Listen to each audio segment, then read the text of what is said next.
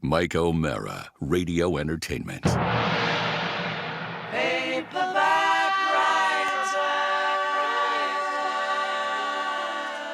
I don't know if the book's in paperback or not, but it was the best I could do. Welcome to this TMOS Extra. It's Rob along with Josh, and we're joined by author, may I call you Preston? Preston, yes. Yes, Preston Mitchum Jr., Yes. who has written a book called Positive Vibes 365, A Year of Positivity. Your positivity, yeah. And he's holding it up right now. And if we need it, if we ever needed it, we need it now. We need it now, that's for sure. We desperately need it now. I mean, it's just something we all need to incorporate in our lives daily. But like you said, we really need it now. Yeah. How old of a guy are you? 50. I'll be 51 this year. Okay, so we're roughly in the same ballpark. I just turned 54. All right. I remember going back 30 years ago, it seemed to be easier to take a positive attitude. Yes. And it wasn't something you had to fight for. It was just something you sort of had. And then Mr. Preston Mitchell Jr. shows up and he helps us out because now it ain't so easy. Yes. There's more going on. There's more stuff challenging us. So your book is set up as what, like a positive vibe every day? Every day, yeah. It's daily affirmations to incorporate daily. Whether you want to read one, for me, I read one in the morning with my cup of coffee. Mm-hmm. And you can read them throughout the day and even wrap up your evening with one. Mm-hmm. But the 365 books gives you an opportunity to have a fresh new affirmation every single day. For people who need structure like me, it's probably quite helpful, Josh. Well, it's a great way to start your day. It reminds me, I have a Bible devotional book here that gives me like Bible verses to read every day. Mm-hmm. And it's a great way to set your mind. And this is the same thing, but you don't necessarily need to be spiritual or religious because it just sets your mind focused on right things to go in when there's so many things to complain about in the world. And as you guys know, you're the day before, you're kind of already thinking about the next day and all the things that you got to take care of. Right. Mm-hmm. So if you can have that opportunity just to pause, take a deep breath, pause, read that affirmation, drink that coffee, just have a little bit of time to reconnect with yourself. Mm-hmm. It might have you kind of reorganize what that day is going to look like and prioritize the things that you have to do, which hopefully leads to having a better day and a brighter day as well. Yeah, does it overlap sort of? I'm sorry, Josh. Does it overlap sort of with like people that meditate because they take a moment every day? And I've never been a guy to do that. It just doesn't seem to suit me. But I could take a minute every day and read an affirmation. And besides, I couldn't make my legs do that for the meditation. Doesn't work. No. I was flipping through, Rob, and I was reading one page about just starting your day with a smile. And it reminded me of our mornings because we start every morning on here laughing together. And it's just a great way to set the day up. It really is. Being able to offer a smile, like you said, laughing. We need to spend more time telling jokes.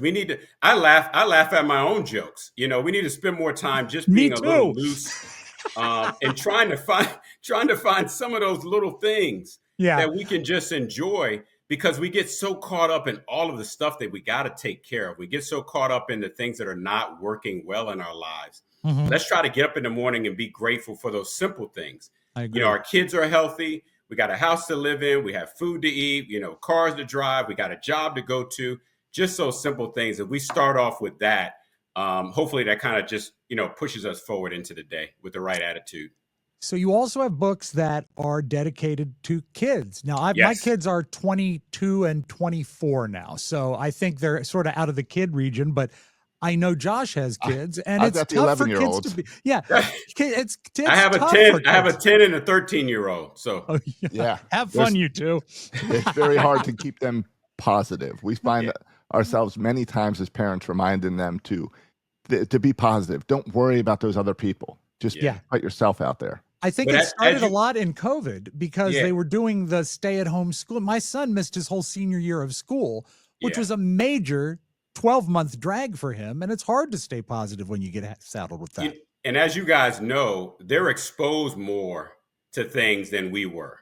Mm-hmm. Social media, everybody has cell phones, with all of these different things that are added in, they're exposed to so much more than we were. Life was a little simpler for us. It was. It really was. Yeah. When you talk about these daily, I don't want to call them devotionals. What are they? Are they devotionals? We just call them affirmations. It's just a way to inspire, encourage, and keep us kind of, feeling good about life. Also, just giving us an opportunity just to look within ourselves and say, hey, I'm going to pat myself on the back for all the good things that are happening. And then the things that are not going well, let me figure out just a different way to look at them. I talk about it all the time, guys, and you guys are doing this. Surround yourself with good, positive energy people. That is key. You got to look at the top 10 lists of people that you have in your space. Right. And if 7 or 8 of those people are not offering something that is positive or energizing you in some type of way, you have to change your circle. It's critical. It really is critical. One of the things I got yelled at by my doctor at my yearly physical is he says, you're not getting out and walking. He says, you got to do that. It's not much to ask of you. And he says, it's really not a physical thing as much as it is a mental thing. Because I went in complaining in the past year. I'm, as I said, 54. I have never done this. I'm grinding my teeth so bad that my dentist said, what's up with you? They've shifted, and it's dealing with stress. And I've been monkeying with pills, and that's not helping. All legal, by the way. But but I just can't seem to get it right. And I do think if you take a moment every day, it could be a 20-minute walk, or it could be 2 minutes with a cup of coffee, just to center yourself. You're starting from a better spot. Yeah. It's almost like you read today's positive thought, which is today is take a moment to enjoy the flowers, birds, sunset, and full moon. Wow. Okay. Well, it's rainy up here, so I might do that tomorrow. And it's raining here as well. But like you said, you went for a walk. Right. I like to go to the gym. I go to the gym, getting that time in. We all can figure out something that we enjoy doing that we just got to incorporate daily just to create the balance. It's not easy. I get it. It's not easy. You got some families out there working 2 and 3 jobs, balancing kids, balancing a house. But you got to figure out at least 1 or 2 things that you can incorporate at least daily or from time to time to provide that balance. Because if not, you're not going to fuel yourself enough to be able to get those things done. You're just not. Yeah. How do you refocus your kids into that? You know what? I just, for me, it's just about just trying to create that energy in the house. A good and energy. Being able to have those conversations. Just like in our kids' book, I had conversations with them and some of the kids that we work with through our foundation at some of the schools that we're at, just having an idea of what the kids are going through. They're curious about stuff. There's peer pressure, just social media.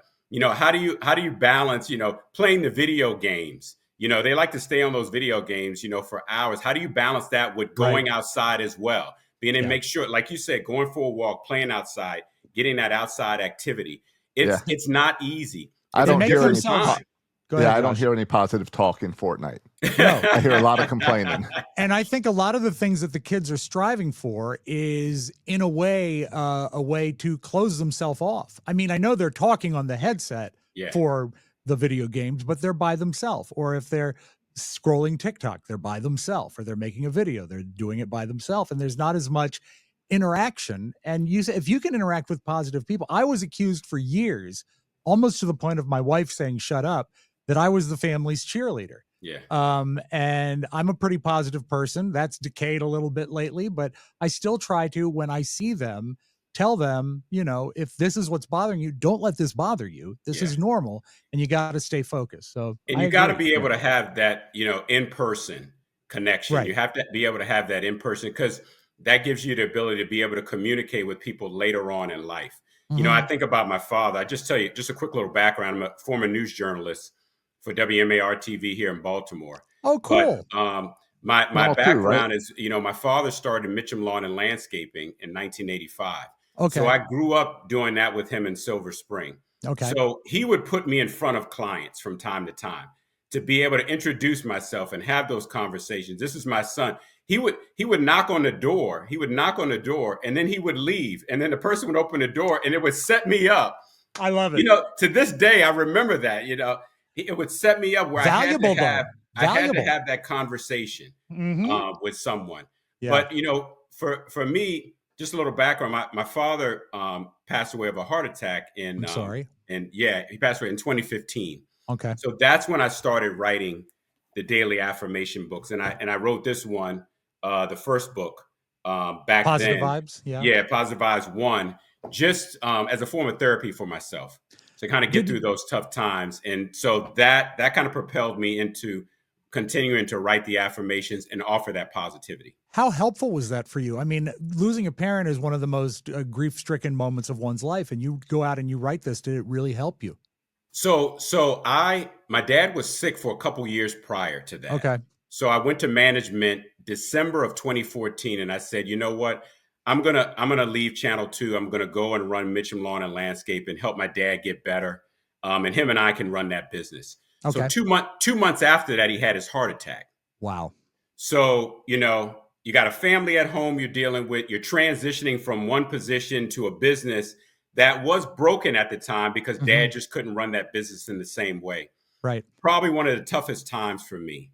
And being able to have that opportunity to write about some of those things that we're all going through and being surrounded by the supportive, family members and friends that I had helped get me through. Because I had times there where I said, I could go back to Channel 2. It's secure there. Right. Or do I move forward? I said, God, what's your plan? Do I move forward with this? You put yourself first. Yeah. And I went forward with it, and it's been great. This is my mission. This is my passion to give back and make a difference. And I made the right move, and it feels great. As just mentioning that, a portion of your earnings from the book goes to charity, right? Yes. I started the PMJ Foundation in 2002. I got tired of covering the stories night in and night out, and I said, hey, we got to find a way to use the power of media, right, to highlight the things that are in need in the community, but also use the power of media to discuss how we can provide opportunities as well. So back to school campaigns, holiday drives, career development, after school programs. Awesome. PMJFoundation.org. People can go on, volunteer. You can donate. You want to participate in a program or project. We got over 100 volunteers. We're doing some amazing things here in Baltimore. You can go on and on, Josh, about how I'm not bright, but I figured it out that PMJ probably stands for Preston Mitchum Jr. See, I got it going on up there. As you guys know, I had to shorten that. As we're doing these TV interviews, and we're doing, the Preston Mitchum Jr. Foundation. Let's just go with PMJ. I like it. And then we'll just move forward with that. Keep it simple for everybody. You brought up your dad, and I wanted to ask one question. I'm also a junior. Yes. I'm Robert Spiewak Jr. Was your dad openly positive? Was he a positive guy? Did that sort of trickle down from you, or did you learn anything from that? In addition to my mother, both positive people that grew up. I mean, they grew up in the South, during a time, Sure. civil rights movement, during a time that was tough.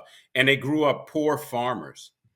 And so, they struggled most of their lives. So for him to be able to start that business and have something grow from 1985 to 1999, at that point, he had over 400 clients. I mean, he had a really nice business. My mom supporting them.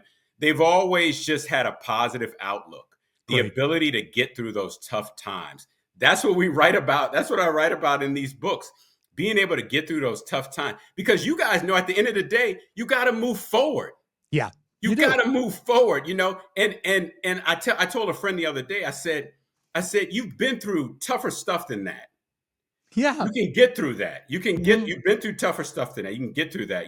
My mom, a couple of months ago just had major heart surgery, and she's recovering from that. She's a former colon cancer survivor. She's currently on dialysis with, kidney failure. Sure. What am I complaining about? Yeah. You know what I mean? What am I complaining about? We can get through it. We can get through it. But like I said before, it's who you surround yourself with. Who can you lean on during those tough times? Who do you have ability to lean on during those tough times? Was it tough before you got into these books? Was it tough working in a news station, especially the city of Baltimore, which has been having so many problems, to then try to be positive when it's negative story after negative story every day?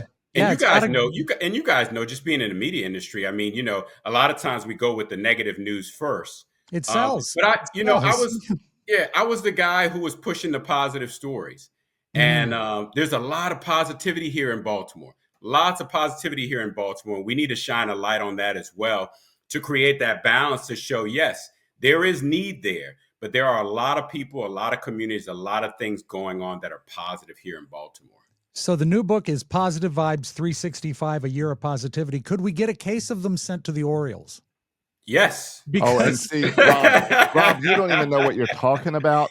You don't even know how frustrating the past 2 weeks as an Orioles fan has been. You guys provide the contact information. I'll be more than happy to ship them over there. We can get them all out to all the players, management, name it. And I think you we know, need to give them away at the stadium. Everybody needs it. You guys might be getting the phone. You guys might be getting a phone call when they turn that thing around because of all the positive energy. I'll tell you, on my Orioles podcast this week, we had a similar conversation because we were complaining so much, and then we paused and said, you know what? At least we get to complain because the team is expected to do good. Because there's still good players. To grab onto. Yeah, we at least grabbed onto some positive of the frustration. It's still early. It's still early. It is. It'll be fine. That's a positive outlook, right? It's still early. Yes. Yeah, and aren't they still in the top 5 in the AL East? That's not bad, right? You did your research. I did a little bit. You did a little research to see that we're right there at the bottom. Oh, man. But at least you're showing up. Yeah. These books, how many have you written? 7. I've written 7. They're available on Amazon. I was going to say, I know you guys will share the link and all that good information. And then you go to the foundation, PMJFoundation.org. They're there as well. A portion of the proceeds supports our programs. And on another note, I'm working with a group of young kids at Glendon Elementary School. Mm-hmm. They are part of a group called the Voices of Glendon. It's the school student council. And they're going to co-author a daily affirmation book with me. Wow. So I would love to come back on, have that conversation when the book is done. Yes. So I've written some affirmations for the book. Each kid is writing 3 to 4 affirmations. And how old are these kids? I have to elementary school, 4th graders. 10, 11 years old. Brilliant stuff. Oh, I can't imagine. And I went in for an initial just have a conversation, about positivity with them. And I just threw it out there. I said, you guys want to write a book? Yeah, we'd love to write a book. Within 2 weeks, each of them had several affirmations already written. I love this. How much are you editing what they say versus just taking their sheet and putting it in? We'll get all of those affirmations next week. And we want to provide just some minor tweaks to them. Minor tweaks. So I've read some of them and they're very good.